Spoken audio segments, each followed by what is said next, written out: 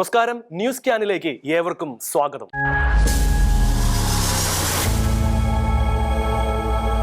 ഇരുട്ടും മൂകതയും തിങ്ങിപ്പാർക്കുന്ന മാളികകൾ. കേരളമെന്നാൽ കേരവൃക്ഷങ്ങൾ തിങ്ങി നിറഞ്ഞ നാടെന്നായിരുന്നു പാടിയും പറഞ്ഞും കേട്ടിരുന്നത്. എന്നാൽ ഇന്ന് അതൊക്കെ മാറ്റി താമസത്തിന് ആളുകളില്ലാത്ത മാളികകൾ തിങ്ങി നിറഞ്ഞ നാടെന്ന് തിരുത്തി പറയേണ്ട സ്ഥിതിയാണ് സംജാതമായിരിക്കുന്നത്. കാരണം കേരം കായ്ച്ച് കുലച്ചു നിന്നിരുന്ന കേരവൃക്ഷങ്ങളെല്ലാം വെട്ടിമാറ്റിയിട്ട് അവിടെ കാലാകാലങ്ങളിൽ പടുത്തുയർത്തിയത് പടുകൂറ്റൻ മാളികകളായിരുന്നു. അതൊക്കെ പണിയുമ്പോൾ ഈ നാട്ടിൽ കുടുംബമായി താമസിക്കണമെന്നായിരുന്നോ അവരുടെയൊക്കെ മനസ്സിലെന്ന് വ്യക്തമല്ലെങ്കിലും ഇന്ന് ആ മാളികകളെല്ലാം ആൾപ്പാർപ്പില്ലാതെ ഇരുട്ടും നിശബ്ദതയും തളം കെട്ടിക്കിടക്കുന്ന വീടുകളായി മാറിയിരിക്കുകയാണ്.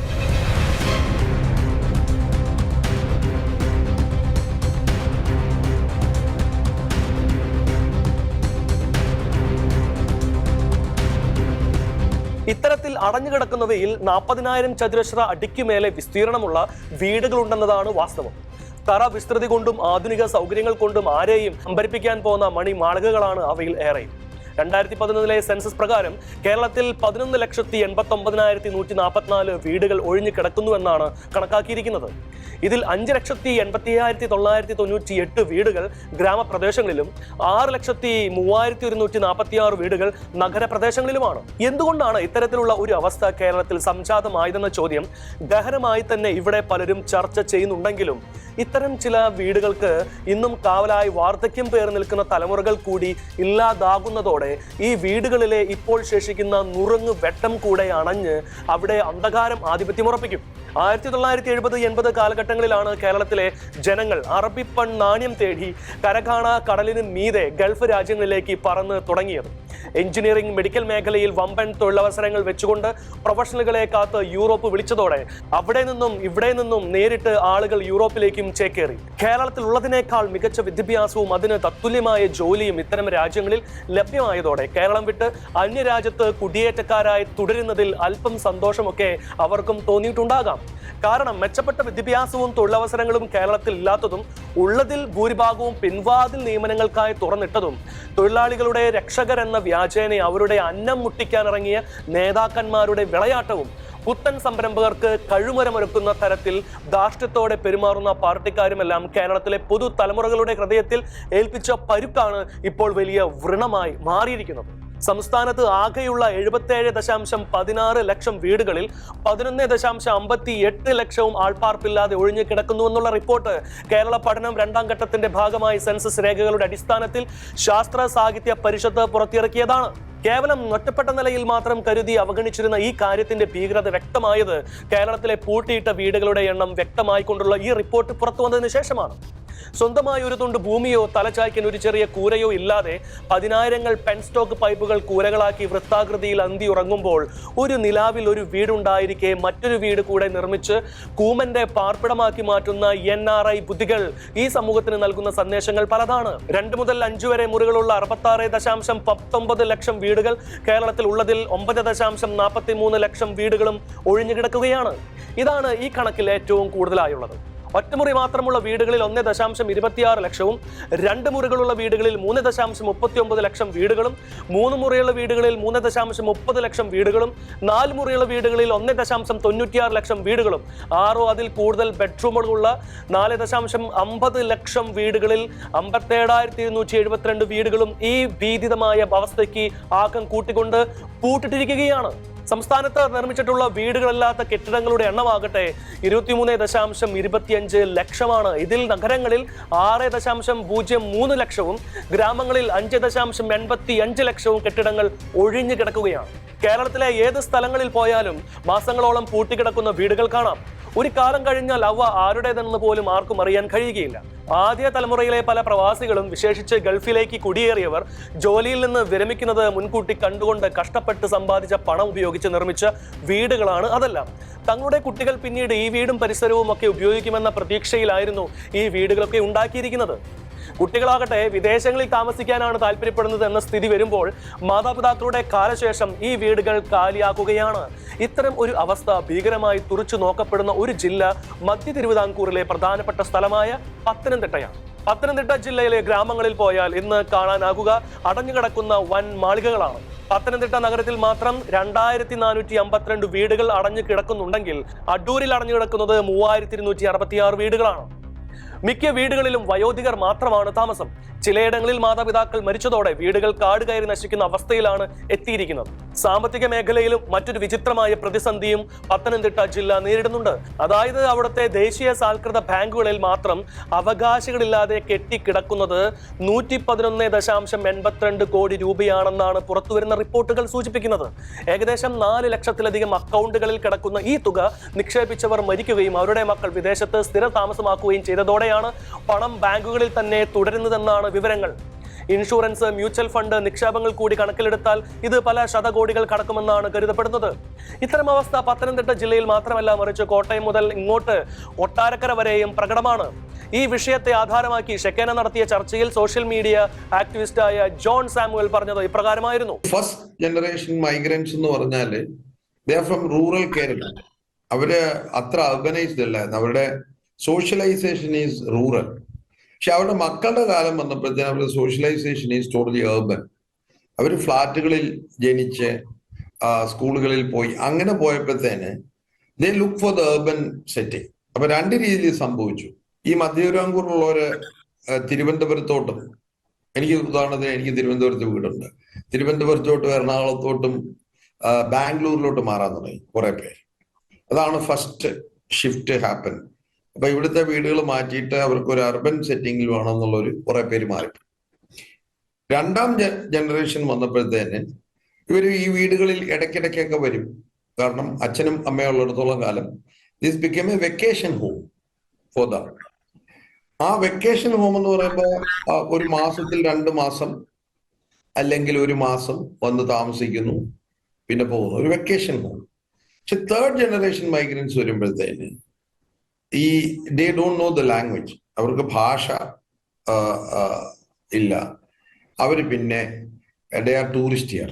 കേരളത്തിൽ നിന്ന് മെച്ചപ്പെട്ട കോഴ്സ് പഠിക്കുവാനും പഠിച്ചിറങ്ങിയാൽ മികവുള്ള വേതനമുള്ള ജോലി തരപ്പെടുവാനുമുള്ള സാധ്യതകളെ രാഷ്ട്രീയക്കാർ അട്ടിമറിച്ചെന്നുറപ്പായതോടെയാണ് തലമുറകൾ അന്യസംസ്ഥാനങ്ങളിലേക്ക് പഠനത്തിനും ശേഷം വിദേശ രാജ്യങ്ങളിലേക്ക് ജോലിക്കുമായി ചേക്കേറിയത്. കോട്ടയം, പത്തനംതിട്ട മേഖലയിലെ ചെറുപ്പക്കാരെ അത്തരം അവസ്ഥ ഗുരുതരമായി തുറച്ചു നോക്കിയതോടെയാണ് മുമ്പൊരിക്കൽ മുഖ്യമന്ത്രി പിണറായി വിജയൻ ഇരുന്ന വേദിയിൽ വെച്ച് തികഞ്ഞ സാമൂഹ്യ പ്രതിബദ്ധതയോടെ ദൈവത്തിന്റെ ഈ സ്വന്തം നാട്ടിൽ ജീവിതം വിജയിപ്പിക്കാനാകുകയില്ലെന്ന് കരുതി കേരളത്തിലെ ചെറുപ്പക്കാർ നാടുവിടുകയാണെന്ന് ചങ്ങനാശ്ശേരി ആർച്ച് ബിഷപ്പായിരുന്ന മാർ പെരുന്തോട്ടം പിതാവ് പറഞ്ഞത്.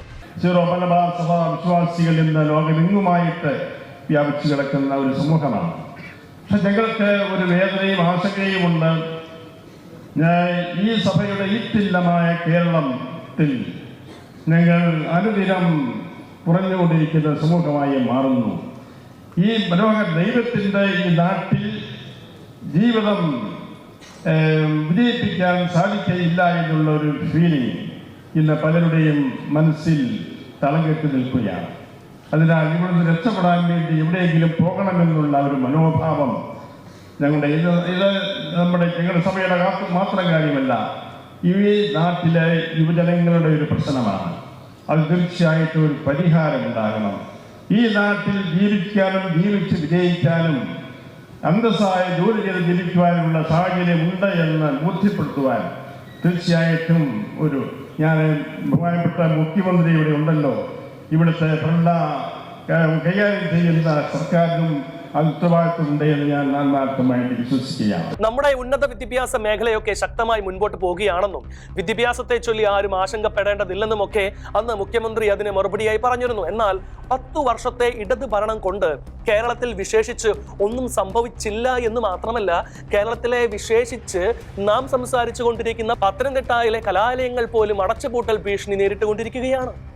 ജില്ലയിലെ പതിറ്റാണ്ടുകളുടെ പാരമ്പര്യമുള്ള കോളേജുകളിൽ പോലും പല കോഴ്സുകൾക്കും കുട്ടികളെ ലഭിക്കുന്നില്ലെന്നും ബിരുദ കോഴ്സുകളിൽ വിരലിലെണ്ണാവുന്ന കുട്ടികളാണ് പലയിടത്തും ഉള്ളതെന്നുമുള്ള റിപ്പോർട്ടുകളാണ് പുറത്തു വരുന്നത്. കേരളത്തിലെ എല്ലാ ജില്ലകളിലും ഇത് തന്നെയാണ് അവസ്ഥ. ആർട്സ് ആൻഡ് സയൻസ് കോളേജുകളും എഞ്ചിനീയറിംഗ് കോളേജുകളും എല്ലാം വിദ്യാർത്ഥികളില്ലാത്തതിന്റെ പേരിൽ അടച്ചുപൂട്ടൽ ഭീഷണി നേരിടുകയാണ്. പത്തനംതിട്ട ജില്ലയിലെ 2 എഞ്ചിനീയറിംഗ് കോളേജുകളാണ് പഠിക്കാൻ കുട്ടികളില്ലാത്തത് കാരണം അടച്ചുപൂട്ടിയത്. വിദ്യാഭ്യാസം പൂർത്തിയാക്കുന്ന കുട്ടികൾക്ക് അവരുടെ യോഗ്യതകൾക്ക് തത്തുല്യമായ തൊഴിൽ മേഖലകൾ ഒരുക്കി കൊടുക്കുവാൻ ജില്ലയ്ക്ക് കഴിയാത്തതിനാൽ തന്നെ കൂടുതൽ കുട്ടികളും മറ്റ് സംസ്ഥാനത്തിനും രാജ്യത്തിനും പുറത്തേക്ക് പോവുകയും മിക്കവരും പിന്നീട് വിദേശ രാജ്യങ്ങളിൽ സ്ഥിരതാമസമാക്കുകയും ചെയ്യുന്നത് പതിവാകുന്നു. വിദ്യാർത്ഥികളുടെ ഈ മനോഭാവത്തെക്കുറിച്ച് അധ്യാപകനും സാമൂഹ്യ നിരീക്ഷകനുമായ ഡോക്ടർ അഭിലാഷ് രമേശ് ഷെക്കേന ന്യൂസ് നടത്തിയ ചർച്ചയിൽ പങ്കെടുത്തുകൊണ്ട് പറഞ്ഞത് ഇപ്രകാരമായിരുന്നു. യുവാക്കൾ വളരെ ക്രൂര നാടുകൂടിയാണ്. കാരണം അവർക്ക് സ്വസ്ഥമായിട്ടോ സ്വതന്ത്രമായിട്ടോ ചിന്തിക്കാനോ പെരുമാറാനോ നമ്മൾ ഈ അവകാശപ്പെടുന്ന രീതിയിലുള്ള ഒരു സാഹചര്യവും ഒരു അധ്യാപകരെ ഞാൻ ഒരിടത്തും കണ്ടിട്ടില്ല. കാരണം അത് ചെറുപ്പക്കാരായിട്ടുള്ള കുട്ടികൾ തന്നെ തുറന്നു പറഞ്ഞിട്ടുള്ള കാര്യം. പഴയ കാലത്തിന്റെ മൂല്യങ്ങളോ അല്ലെങ്കിൽ പഴയ കാലത്തിന്റെ പാഠ്യപദ്ധതികളോ വെച്ചുകൊണ്ട് ഈ ചെറുപ്പക്കാരെ നിലനിർത്താൻ നമുക്ക് കഴിയില്ല. കാരണം ഒരു ഡിഗ്രി കോഴ്സിൽ പഠിക്കുന്ന കാര്യങ്ങളുടെ 90% കേവലം 2 ആഴ്ച കൊണ്ട് ഒരു LLM ഏജന്റ് വഴി അവർക്ക് പഠിക്കാൻ കഴിയും. ആ രീതിയിൽ വിജ്ഞാനം അവരുടെ കൈത്തുമ്പിൽ വരികയാണ്. ആ ഒരു സാഹചര്യത്തിൽ അവർ 3 കൊല്ലം ഇൻവെസ്റ്റ് ചെയ്യുകയാണ്. ഒരു കോളേജിൽ അവരുടെ 3 വർഷം ഇൻവെസ്റ്റ് ചെയ്ത് കഴിഞ്ഞാൽ അവർക്ക് അതുകൊണ്ട് ഏതെങ്കിലും ഒരു തരത്തിൽ തൊഴിൽ ലഭിക്കുന്ന ഒരു സാധ്യത പോലും ലഭിക്കാത്ത ഒരു സിറ്റുവേഷനാണ്. ഇതിന്റെ കാരണം എന്ന് പറഞ്ഞു കഴിഞ്ഞാൽ എനിക്ക് മനസ്സിലാക്കാൻ പറ്റുന്ന വെച്ച് കഴിഞ്ഞാൽ 70കളുടെ ചിന്താഗതിയും വെച്ചുകൊണ്ട് 2026 ഭാവിയെയും അളക്കാൻ ശ്രമിക്കുന്ന മധ്യവയസ്കന്മാരുടെ പോളിസി ഫെയിലിയർ ആണിത്. It's A total failure of the existing middle aged policy maker. ഓരോ ദിവസവും മാറുന്ന ലോകത്തിനനുസരിച്ച് നിങ്ങൾ സിലബസ് മാറ്റാനോ കോഴ്സ് മാറ്റാനോ ഓപ്പർച്യൂണിറ്റീസ് ക്രിയേറ്റ് ചെയ്യാനോ പൊളിറ്റിക്കൽ സിറ്റുവേഷൻ ചേഞ്ച് ചെയ്യാനോ ഒന്നും തയ്യാറാവുന്നില്ല. So obviously children will flea.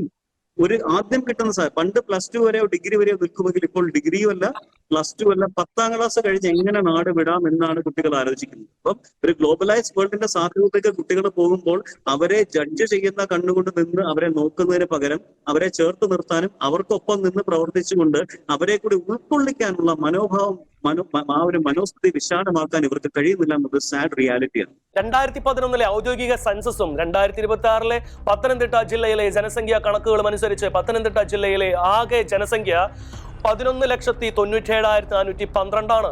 Pathanamthitta ജനസംഖ്യയുടെ 56.93 ഹിന്ദുമത വിശ്വാസികളാണ്.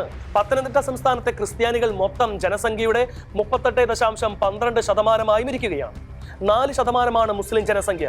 വിദേശ രാജ്യങ്ങളിലേക്ക് ചേക്കേറിയതിനാൽ അടഞ്ഞുകിടക്കുന്ന വീടുകളിൽ ഭൂരിപക്ഷവും ക്രൈസ്തവരുടേതാണെന്നാണ് റിപ്പോർട്ടുകൾ. 2022 ധനകാര്യ വകുപ്പ് അവതരിപ്പിച്ച ബജറ്റിൽ ആൾതാമസമില്ലാതെ പൂട്ടിക്കിടക്കുന്ന വീടുകൾക്ക് ഇരട്ടി നികുതി നിർദ്ദേശിച്ചിരുന്നു. വല്ലപ്പോഴും മാത്രം കയറി വരുന്ന നാട്ടിലെ വീട്ടിൽ ഇങ്ങനെ ഇരട്ടി നികുതി കൊടുത്ത് സംരക്ഷിക്കാതെ അത് വിറ്റിട്ട് ആ കാശെടുത്ത് വിദേശത്തേക്ക് കൊണ്ടുപോകുവാൻ വീട്ടുടമസ്ഥനെ വല്ലാതെ പ്രേരിപ്പിക്കുന്ന ഒരു തീരുമാനമായിരുന്നു അത്. എന്നാൽ ഇതിന് പിന്നിൽ ചില ഭൂമാഫിയകളുടെ കരുനീക്കങ്ങൾ ഉണ്ടെന്നും ഇത്തരത്തിൽ NRIക്കാർ ചുളുവിലേക്ക് വീട് വിൽക്കുവാൻ തയ്യാറാവുമ്പോൾ അതെല്ലാം വാങ്ങിക്കൂട്ടി കേരളത്തെ വിലക്കെടുക്കുവാൻ നിഗൂഢ ലക്ഷ്യങ്ങളോടെ ചില ലാൻഡ് മാഫിയകൾ ഫണ്ടുമായി ഇറങ്ങിയിട്ടുണ്ടെന്നുമായിരുന്നു അതൊക്കെക്കുറിച്ചുള്ള പുറത്തു വന്ന വാർത്തകൾ. ഏതായാലും അധ്വാനിച്ചുണ്ടാക്കിയ വീട് നാട്ടിൽ പൂട്ടിയിട്ട് വിദേശത്ത് വീണ്ടും കഷ്ടപ്പെടുന്ന കുടുംബങ്ങൾ ഓർക്കുക. ഒന്നുമില്ലായ്മയിൽ നിന്ന് കഷ്ടപ്പെട്ട ഒരു വീട് പണിത് അവിടെ സന്തോഷത്തോടെ താമസിക്കുവാനും ഈ നാടിന്റെ ജനാധിപത്യ പ്രക്രിയയിൽ സജീവമായി ഇടപെടുവാനും തയ്യാറാകുകയും മക്കളെ അതിന് പ്രേരിപ്പിക്കുകയും ചെയ്യാതിരുന്നാൽ സ്വന്തമായതെല്ലാം ആ സ്ഥലങ്ങളിൽ മുൻപേ കണ്ണുവെച്ചിട്ടുള്ളവർക്ക് അന്യാധീനപ്പെടുകയും സ്വന്തമല്ലാത്ത ദേശത്ത് തുടരേണ്ടി വരികയും ചെയ്യും.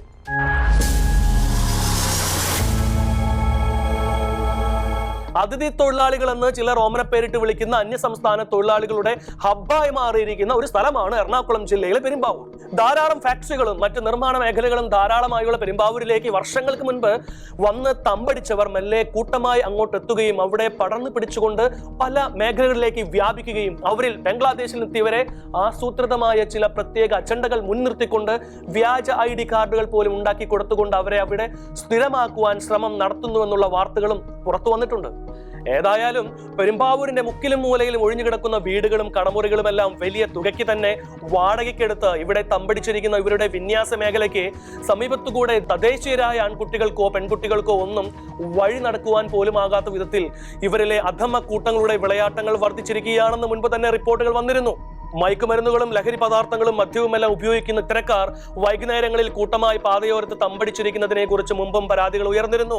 മുൻപ് ചില സംഘടനകളിൽ ഏർപ്പെട്ടതിന്റെ പേരിൽ നിരവധി കേസുകൾ ഇവരിൽ പലർക്കുമെതിരെ നിലവിലുണ്ട്. അങ്ങേയറ്റം കുറ്റവാളികളായ ആളുകളും ഇവരുടെ കൂട്ടത്തിലുണ്ടെന്ന കാര്യം ഉറപ്പിച്ചുകൊണ്ടാണ് കേരളക്കരയാകെ ഇളക്കിമറിച്ച ജിഷ കൊലക്കേസിലെ പ്രതി അവരിൽ ഒരാളായ അമീറുൽ ഇസ്ലാം എന്നയാളെന്ന കാര്യം സ്ഥിരീകരിക്കുന്നത്. ഇത്തരത്തിൽ അന്യസംസ്ഥാന തൊഴിലാളികളെ ദുർവൃത്തർ കാട്ടിക്കൂട്ടുന്ന പ്രതിസന്ധികളെ കുറിച്ചുള്ള ഏകദേശ വിവരണമായിരുന്നു ഷെക്കേന നടത്തിയ 4 മണി ചർച്ചയിൽ പങ്കെടുത്ത ഫാദർ റോബിൻ പടിഞ്ഞാറേക്കുറ്റി നൽകിയത്. കേരളത്തിന്റെ സാംസ്കാരിക ധാർമ്മിക അന്തരീക്ഷത്തിൽ നിന്ന് ഏറെ വ്യതിരക്തമായിരിക്കുന്ന ഒരു അവസ്ഥയിലേക്ക് ഈ പ്രദേശങ്ങൾ മാറുന്നു. അതുപോലെ തന്നെ അടുത്ത കാലത്ത് ഈ അന്യ സംസ്ഥാന തൊഴിലാളികളായി വന്നിരിക്കുന്ന പല ആളുകൾക്ക് ഇവരുടെ വോട്ടേഴ്സ് ലിസ്റ്റിൽ പേര് ചേർത്ത് കൊടുക്കുന്ന പ്രത്യേക രാഷ്ട്രീയ പാർട്ടിയുടെ സംഭാവനയാണ്. അവര് പേര് ചേർത്ത് കൊടുക്കുന്ന സാഹചര്യങ്ങൾ കൂടി ഉണ്ടായി. അങ്ങനെ വന്നു കഴിയുമ്പോൾ ഈ പെരുമ്പാവൂർ എന്ന് പറയുന്നത് കേരളത്തിനുള്ളിൽ തന്നെ വേറെ ഏതോ ഒരു ലോകമായിട്ട് തന്നെ മാറ്റപ്പെടുകയാണ്. അവിടെ സംഭവിക്കുന്ന ചില കാര്യങ്ങൾ, ഒന്നാമത്തെ കാര്യം എന്ന് പറയുന്നത്, ഇത് ഒരാൾ എന്റെ പേര് ഇന്നതാന്ന് പറയുന്നതല്ല, അത് ഒരു രേഖയും അയാളുടെ കയ്യിൽ ഇല്ലാത്തൊരവസ്ഥയുണ്ട്. അവരെ സംരക്ഷിക്കാൻ വേണ്ടി കോൺട്രാക്ടർമാരുണ്ട്. തന്നെയല്ല ഇവിടെ ആരൊക്കെയാ താമസിക്കുന്നതെന്ന് ആർക്കും ഒരു പിടിയില്ലാത്തൊരവസ്ഥയുണ്ട്. പോലീസിനോ അതൊക്കെ മറ്റൊരു സംവിധാനങ്ങൾക്കോ ആരൊക്കെ എവിടെയൊക്കെ താമസിക്കുന്നതെന്ന് ഒരു പിടുത്തമില്ലാത്തൊരവസ്ഥ ശരിക്കും പെരുമ്പാവൂർ മേഖലയിൽ ഉണ്ടാകുന്നുണ്ട്. ലഹരി മരുന്നുകളുടെ ഏറ്റവും കൂടുതൽ വിൽക്കപ്പെടുന്ന ഒരു ഇടമായിട്ട് ഇത് മാറുന്നു. അങ്ങോട്ടൊക്കെ കടന്നു ചെല്ലാൻ പോലും ആളുകൾ പേടിക്കുന്ന സ്ഥലമായിട്ട് മാറുന്നു. ഒപ്പം തന്നെ ഇവരുടെ ഇടയിലുള്ള ക്രിമിനലുകൾ, ഈ ജിഷ മാത്രം അവിടെ അവസാനിക്കുന്നില്ലല്ലോ, അതുപോലെ ഒരുപാട് സംഭവങ്ങൾ അവിടെ ഇവിടെയൊക്കെ ഉണ്ടാകുന്നുണ്ട്. ഇവര് ചെയ്യുന്ന കുറ്റകൃത്യങ്ങൾ, ഇവർ തമ്മിൽ ചെയ്യുന്ന കുറ്റകൃത്യങ്ങൾ, അങ്ങനെയൊക്കെയുള്ള ഒരുപാട് പ്രശ്നങ്ങൾ അവിടെ എല്ലാം ഈ പ്രദേശങ്ങളിലെല്ലാം ഉണ്ടാകുന്നുണ്ട്. ശരിക്കും പറഞ്ഞു കഴിഞ്ഞാൽ പെരുമ്പാവൂരിന്റെ ഒരു സാമൂഹിക മേഖല ഇന്ന് ജീവിക്കാൻ കഴിയാത്തൊരവസ്ഥയിലേക്ക് അത് മാറ്റപ്പെട്ടിരിക്കുന്നു. അത് പെരുമ്പാവൂർ എന്ന് നമ്മൾ പേര് വിളിക്കുമ്പോൾ പെരുമ്പാവൂർ എന്ന് പറയുന്ന ടൗണിനെ കുറിച്ച് മാത്രമല്ല, അത് അങ്ങോട്ടും ഇങ്ങോട്ടും ഒക്കെ, ഇത് കോതമംഗലത്തേക്കും അതുപോലെ തന്നെ നമ്മുടെ അങ്കമാലിയിലേക്കും അല്ലെങ്കിൽ ആലുവയിലേക്കും ഒക്കെ നീളുന്ന ഒരു ശൃംഖലയായിട്ട് ഇത് മാറുന്നു. ജീവിക്കാനാവാത്ത ഒരു അവസ്ഥയിലേക്ക് അവിടെയുള്ള ആളുകൾ കടന്നു പോകുന്നുണ്ട്.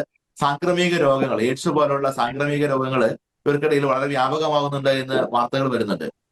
ശരിക്കും ഇവരുടെയൊക്കെ ഒന്നും അടുത്തേക്ക് കടന്നു ചെല്ലാനാവാത്ത, നിയമ സംവിധാനങ്ങൾക്ക് പോലും കടന്നു ചെല്ലാനാകാത്ത ചില സ്പേസുകളായി ഈ ബായ് കോളനികൾ എന്നൊക്കെ വിളിക്കപ്പെടുന്ന ചില സ്ഥലങ്ങൾ മാറുന്നുണ്ട് എന്നുള്ളത് പ്രധാനപ്പെട്ട കാര്യമാണ്. ആദ്യമൊക്കെ കണ്ടില്ല കേട്ടില്ല എന്നൊക്കെ വെച്ചെങ്കിലും കൊത്തി കൊത്തി മുറത്തിൽ കയറി കൊത്തിയപ്പോൾ കാര്യങ്ങൾ അങ്ങേയറ്റം പിടിവിട്ട് പോകുമെന്ന് തിരിച്ചറിഞ്ഞ തദ്ദേശീയർ അന്യസംസ്ഥാന തൊഴിലാളികളെ അപകടകാരികളായ ഇത്തരക്കാരുടെ തോന്യാസത്തിനെതിരെ പ്രതികരിച്ചുകൊണ്ട് രംഗത്തിറങ്ങിയത് ഇപ്പോൾ വഴിത്തിരിവ് ആയിരിക്കുകയാണ്. ലഹരി പദാർത്ഥങ്ങളുടെ അനിയന്ത്രിതമായ ഉപയോഗവും ശുചിത്വ പ്രശ്നങ്ങളും കുത്തഴിഞ്ഞ ലൈംഗികതയുമെല്ലാം കാരണം തദ്ദേശീയരുമായി ഭായിമാർ സംഘർഷത്തിലായതോടെ അത് പലപ്പോഴും വലിയ ക്രമസമാധാന പ്രശ്നമായി മാറി. അതിന്റെ ഭാഗമായി നടന്ന ചർച്ചകളുടെയും പരിശോധനകളുടെയും പശ്ചാത്തലത്തിൽ അതിഥി തൊഴിലാളികൾക്കിടയിൽ പോലീസ് നടത്തിയ ഊർജിതമായ പരിശോധനയിൽ 9ഓളം കേസുകളാണ് രജിസ്റ്റർ ചെയ്തിരിക്കുന്നത്. അന്യസംസ്ഥാന തൊഴിലാളികൾ താമസിക്കുന്ന സ്ഥലങ്ങൾ, ലോഡ്ജുകൾ, മാർക്കറ്റ് ബസ്സുകൾ എന്നിവിടങ്ങളിൽ പരിശോധന നടത്തുകയും ലോഡ്ജുകളിൽ നടന്ന പരിശോധനയിൽ രേഖകളില്ലാതെ താമസിച്ച 3 സ്ത്രീകളെ കസ്റ്റഡിയിലെടുക്കുകയും ചെയ്തു. ജില്ലാ പോലീസ് മേധാവി KS സുദർശന്റെ നേതൃത്വത്തിൽ പെരുമ്പാവൂർ ASP ഹാർദിക് മീണയുടെ നേതൃത്വത്തിൽ 100ലേറെ പോലീസ് ഉദ്യോഗസ്ഥരും എക്സൈസ് പ്രത്യേക സംഘങ്ങളായി തിരിഞ്ഞാണ് പരിശോധന നടത്തിയത്. ഡോഗ് സ്ക്വാഡ്, ബോംബ് സ്ക്വാഡ് എന്നിവരും പരിശോധനയിൽ പങ്കെടുത്തു. പെരുമ്പാവൂർ പട്ടണത്തിലും പരിസര പ്രദേശങ്ങളിലും താമസിക്കുന്ന അതിഥി തൊഴിലാളികളുമായി ബന്ധപ്പെട്ട പ്രശ്നങ്ങൾ കണ്ടെത്തി പരിഹാരം കാണുവാൻ പ്രദേശവാസികളെയും ബന്ധപ്പെട്ട വകുപ്പുകളെയും സംഘടനകളെയും ഉൾപ്പെടുത്തി ജാഗ്രതാ സമിതി രൂപീകരിക്കുവാൻ ജില്ലാ പോലീസ് മേധാവിയുടെ അധ്യക്ഷതയിൽ ജില്ലാ പോലീസ് ആസ്ഥാനത്ത് നടന്ന യോഗത്തിൽ തീരുമാനിച്ചെന്നാണ് പുറത്തുവരുന്ന റിപ്പോർട്ടുകൾ. ഇന്ത്യ മഹാരാജ്യത്ത് എവിടെ വേണമെങ്കിലും യാത്ര ചെയ്യുവാനും സ്ഥിരവാസമാക്കുവാനും ഇന്ത്യൻ പൗരന്മാർക്ക് അവകാശമുണ്ട്. പക്ഷേ അന്യസംസ്ഥാന തൊഴിലാളികൾ എന്ന പേരിൽ ഇവിടെ തമ്പടിച്ചിരിക്കുന്നവരിൽ പലരും തുറന്നു കിടക്കുന്ന ബംഗാൾ കവാടത്തിലൂടെ ബംഗ്ലാദേശിൽ നിന്ന് എത്തിയവരാണെന്ന് പുറത്തുവരുന്ന വാർത്തകൾ. ഏതായാലും അധ്വാനിക്കാനുള്ള കേരളത്തിലെ ചെറുപ്പക്കാരുടെ അലസതയും അധ്വാനത്തിന് തത്തുല്യമായ കൂലി കൊടുക്കുവാനുള്ള മുതലാളിമാരുടെ ഉദാസീനതയും ഭരിക്കുന്നവരുടെ പിടിപ്പുകേടുകളും ചേർന്ന് അതിഥി തൊഴിലാളികളുടെ ഒഴുക്കിന് ആക്കം കൂട്ടിയിട്ടുണ്ട്. ഏതായാലും പകർച്ചവ്യാധികൾ പരത്തിക്കൊണ്ട് ഇവരിൽ ചിലർ സമൂഹത്തിൽ വലിയ പ്രതിസന്ധി സൃഷ്ടിക്കുന്നുള്ള വാർത്ത ഭയാനകം തന്നെയാണ്. അതേക്കുറിച്ച് ഷെക്കേന ചർച്ചയിൽ പങ്കെടുത്ത സുപ്രീം കോടതി അഭിഭാഷകയായ അഡ്വക്കേറ്റ് ദീപ ജോസഫ് പറഞ്ഞത് ഇപ്രകാരമായിരുന്നു. കേരളത്തിലെ പശ്ചാത്തലം വ്യത്യസ്തമാണ്. ഇപ്പം സ്വാശ്രയ കോളേജുകളോ അല്ലെങ്കിൽ കുട്ടികൾ പഠനത്തോടൊപ്പം തന്നെ ജോലിയും ചെയ്യുന്നു.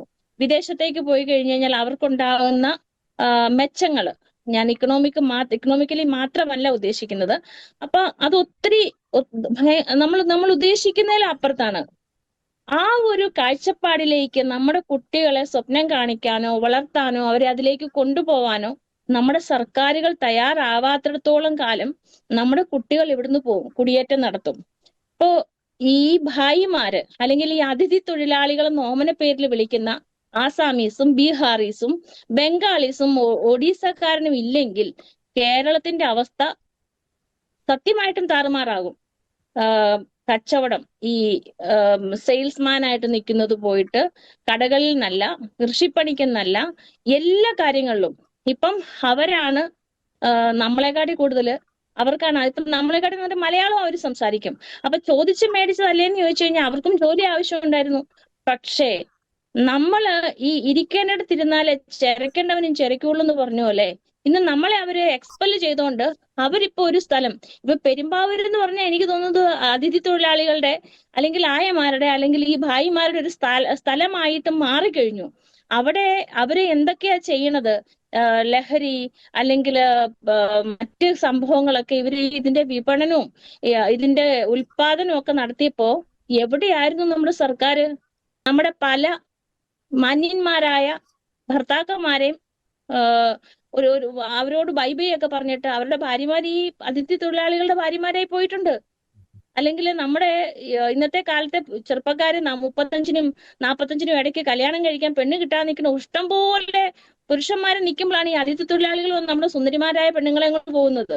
അപ്പൊ ഇതൊക്കെ ചോദിച്ചു മേടിച്ചതാണോ എന്ന് ചോദിച്ചാൽ ഇതെല്ലാത്തിനും ഉത്തരവാദി ഒറ്റ ശാസ്ത്രത്തിൽ പറഞ്ഞാൽ നമ്മുടെ അധികാരികള്, നമ്മുടെ ഭരണവർഗം, നമ്മുടെ സർക്കാർ, അതിനോട് ചേർന്ന് നിൽക്കുന്ന എല്ലാവരുമാണ്. അതിഥി തൊഴിലാളികൾക്കിടയിലെ മദ്യം, ലഹരിമരുന്ന്, അനാശാസ്യ പ്രവർത്തനങ്ങൾ തുടങ്ങിയവയെക്കുറിച്ച് സമഗ്രമായി അന്വേഷിച്ച് നടപടിയെടുക്കുമെന്നും തൊഴിലാളികളുടെയും കുടുംബങ്ങളുടെയും വിവരശേഖരണം നടത്തി അവർക്കിടയിലെ മറ്റു പ്രശ്നങ്ങൾ പഠിക്കുമെന്നും തൊഴിലാളികളുടെ മക്കൾക്ക് മികച്ച പഠന സൗകര്യങ്ങൾ നൽകുന്നുണ്ടെന്ന് ഉറപ്പുവരുത്തുമെന്നും മെഡിക്കൽ ക്യാമ്പും ആരോഗ്യ ബോധവൽക്കരണവും നടത്തുമെന്നും നിയമവിരുദ്ധ പ്രവർത്തനങ്ങൾ നടത്തുന്ന ലോഡ്ജുകൾക്കെതിരെ കർശന നടപടിയെടുക്കുമെന്നുമൊക്കെ ഇപ്പോൾ വാർത്തകൾ വരുന്നുണ്ട്. എല്ലാം എത്രത്തോളം ഫലപ്രാപ്തിയിലെത്തുമെന്ന് കണ്ടറിയാം. ഭീകര പ്രവർത്തനങ്ങളുമായി ബന്ധപ്പെട്ടവർ പോലും അതിഥികളാണെന്ന ഭാവേന ഇവിടെ മറഞ്ഞിരിപ്പുണ്ട്. അതുകൊണ്ട് തന്നെ ശരിയായ തിരിച്ചറിയൽ രേഖ ഇല്ലാത്തവരെയും വ്യാജ തിരിച്ചറിയൽ രേഖകളുമായി കേരളത്തിൽ എത്തിയവരെയും കണ്ടുപിടിച്ച് പുറത്താക്കേണ്ട സമയം അതിക്രമിച്ചിരിക്കുകയാണ്. ഭായിമാരിലെ ബംഗ്ലാദേശികളെ കണ്ടെത്താൻ സത്വര നടപടി സ്വീകരിക്കണം. അന്യസംസ്ഥാന തൊഴിലാളികളുടെ തിരിച്ചറിയൽ രേഖകൾ കർശനമായി പരിശോധിക്കണം. ലേബർ ഓഫീസിൽ അവരെ രജിസ്റ്റർ ചെയ്യിക്കുകയും അവരുടെ നീക്കങ്ങൾ പോലീസ് മോണിറ്ററിംഗിന് വിധേയമാക്കുകയും വേണം. അല്ലെങ്കിൽ അതിഥികളിലെ മറഞ്ഞിരിക്കുന്ന കുറ്റവാളികൾ കേരളത്തിന്റെ സമാധാന അന്തരീക്ഷത്തെ തകിടം മറിക്കുമെന്ന കാര്യത്തിൽ സംശയമില്ല.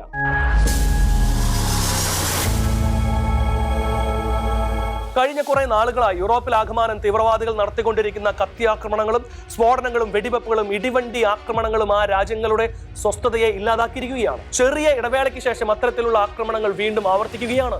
നിർഭാഗ്യവശാൽ ആക്രമണങ്ങളെല്ലാം നടന്നത് കുരുന്നുകൾ പഠിക്കുന്ന സ്കൂളിലാണെന്നതാണ് ഏറെ ഖേദകരമായി മാറിയിരിക്കുന്നത്.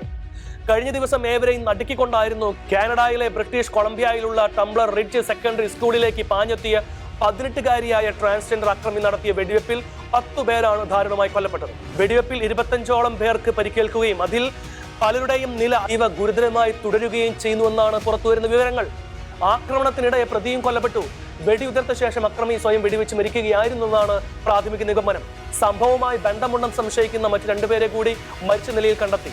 ഈ സംഭവത്തിന്റെ നടുക്കത്തിൽ ലോകം വിറങ്ങലിച്ചു നിൽക്കുമ്പോഴാണ് ബ്രിട്ടനിലെ സ്കൂളിൽ കയറി വന്ന വെറും 13 വയസ്സുകാരനായ തീവ്രവാദി യാതൊരു പ്രകോപനവും ഇല്ലാതെ അല്ലാഹു അക്ബർ എന്ന് വിളിച്ചുകൊണ്ട് 2 വിദ്യാർത്ഥികളെ കുത്തിമലർത്തിയത്. ബ്രിട്ടനിലെ കിങ്സ്ബറി ഹൈസ്കൂളിലായിരുന്നു ലോകത്തെ നടുക്കിയ ദാരുണ സംഭവം അരങ്ങേറിയത്.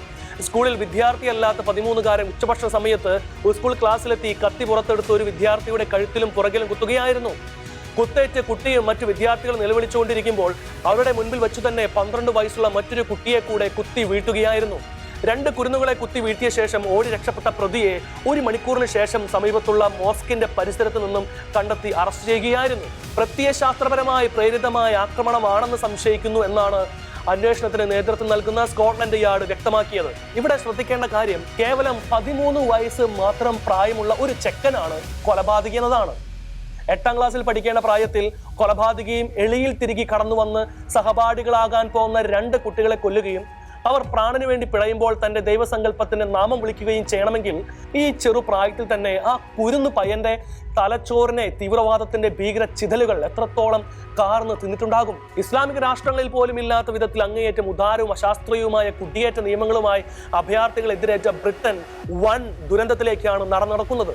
ആക്രമണം നടന്ന ലണ്ടനിലടക്കം പാക് കുടിയേറ്റക്കാർ മേയറാവുകയും റോമിയോ ജിഹാദും ഗ്രൂമിങ്ങും ഗ്യാങ്ങും ചേർന്ന് വെള്ളക്കാരി പെൺകുട്ടികളെ ക്രൂരമായി പീഡിപ്പിക്കുകയും കൊലപ്പെടുത്തുകയും ബ്രിട്ടനിൽ നടക്കുന്ന ബലാത്സംഗങ്ങളിൽ മിക്കവാറും എല്ലായിടത്തിലും കുടിയേറിയ പുരുഷന്മാർ പ്രതിസ്ഥാനത്ത് വരികയും ചെയ്യുമ്പോൾ അണലി സന്തതികളായാണല്ലോ തങ്ങൾ പാലൂട്ടി വളർത്തിയതെന്ന് ബ്രിട്ടീഷ് ജനത ഇപ്പോൾ മനസ്സിലാക്കി വരികയാണ്. അതിന്റെ പ്രതിഫലനമാണ് ബ്രിട്ടനിലെ തീവ്ര വലതുപക്ഷത്തിന്റെ ഉയർത്തെഴുന്നേൽപ്പ്. ഏതായാലും മലയാളികൾ ഒത്തിരി തിങ്ങിപ്പാർക്കുന്ന ബ്രിട്ടനിൽ ഇത്തരം സംഭവങ്ങൾ ആവർത്തിക്കാതിരിക്കുവാൻ ആത്മാർത്ഥമായി ആഗ്രഹിക്കുകയാണ്.